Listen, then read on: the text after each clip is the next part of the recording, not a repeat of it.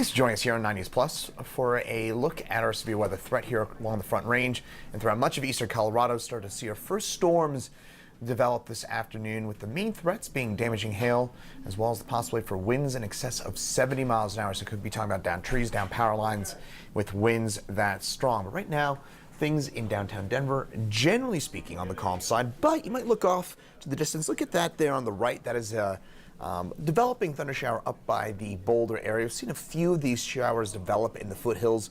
None of them have survived the trip down into the Front Range yet, or I should say into the urban corridor quite yet, but that may be changing here in the next couple of hours. And then a look here from Lookout Mountain. This is looking north through the Golden area and Table Mountain on the right, and off to the north. You can see that thunder shower right near the Boulder area, and this is part of our severe weather threat this afternoon. The highest risk for severe weather extends from I-25 on east. I do think the highest threat for severe weather will be just to the east of Denver and also just the south of the city. So Palmer Divide, east of the airport, eastern parts of Adams and Arapahoe counties, as well as Morgan counties. That's where you're going to be looking at the highest risk for severe storms here this afternoon.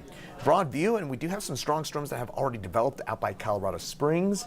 Those storms will continue to push the way off to the east. And as they do so, we will be looking at some of those stronger storms approaching places like La Junta as well as Lyman over the next few hours. And again, that could be something to watch for out that way.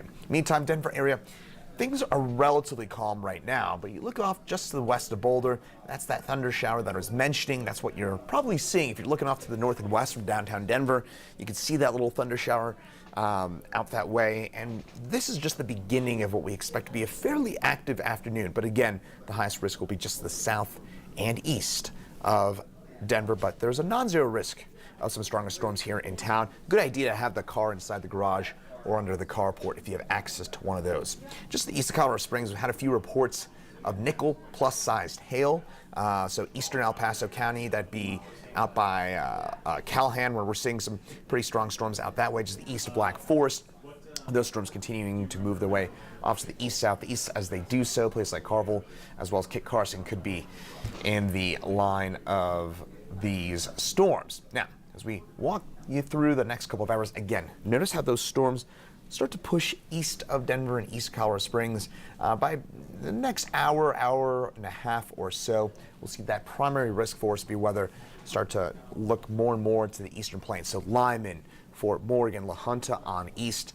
That is going to be the primary threat zone as we head over the next few hours.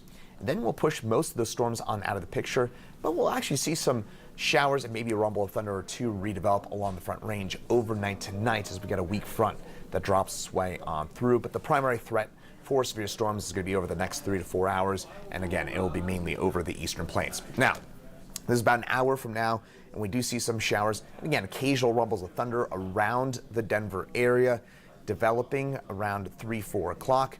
Those showers, storms will push east. Again, Palmer Divide, Kiowa on north towards Byers, Deer Trail, even Bennett, Strasburg, as you head just to the east of the airport. That's where you're going to be looking at a much higher risk for severe storms than the I-25 urban corridor. So downtown Denver, there is a risk for some strong storms in town, but it is notably lower than our friends off to the south and east. Castle Rock, Kiowa, Elizabeth, Parker, even the south side, south and east side Parker, that's where you'll be looking at a much higher risk than, again, downtown Denver. And then actually overnight tonight, we could get a little period of rain here tonight as we get some showers developing along cold front, but that won't really carry a severe weather threat with it. This will be just some kind of plain old rain. Might not need to water the garden tonight as we get some rain into the picture here overnight and to early on your Wednesday. And then, by the way, once we get these storms out of the picture today, we're going to be looking at a long, dry and warm stretch for us in and around eastern Colorado,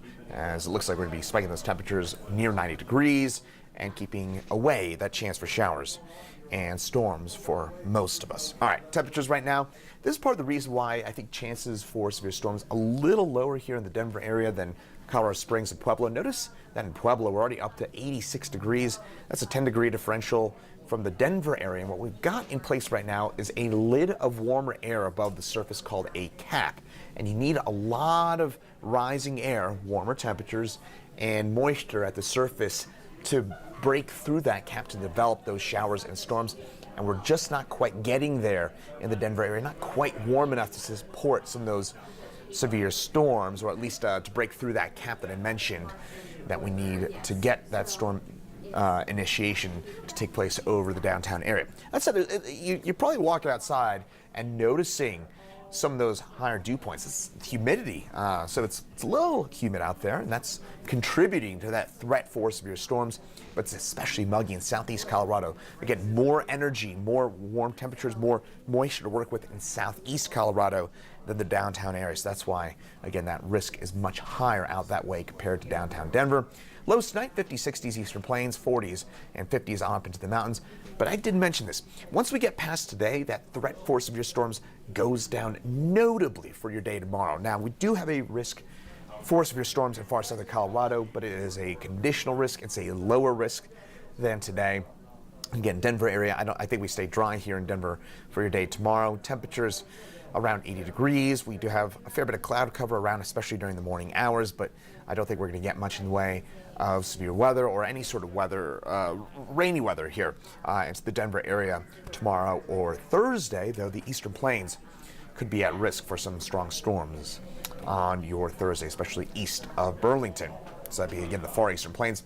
Sunday forecast, we do get temperatures back into the 80s. It's going to be much warmer and, again, much drier, and no real meaningful storm chances until maybe the middle part of next week, early to mid part of next week. Monday, Tuesday would be the next threat for any kind of substantial severe weather chances once we get past today here in eastern Colorado. But again, over the next few hours, next 2 to 3 hours or so, will be the prime window for any severe storms to develop. Of course, we'll keep you posted right here on 9 News Plus. We'll break in if we get any strong storms that develop over the immediate Denver area. And also, of course, coming up at 9 News at 4, 5, and 6 o'clock will be meteorologist Danielle Grant tracking those storms as well. And she'll also be on at 9 and 10 on the 9 News family of networks. Thanks for joining us here on 9 News Plus. And just as a reminder, we'll be doing this all summer long. So if we do get chances for severe storms, make sure that you join us here on 9 News Plus, as we'll be tracking them for you throughout the summer stormy season. And of course, as we get into the winter, we'll be talking about snow as well. I'm Meteorologist Chris Bianchi. Thanks so much for joining us here on this Tuesday. And again, Meteorologist Danielle Grant has another update coming up at 9 News at 4.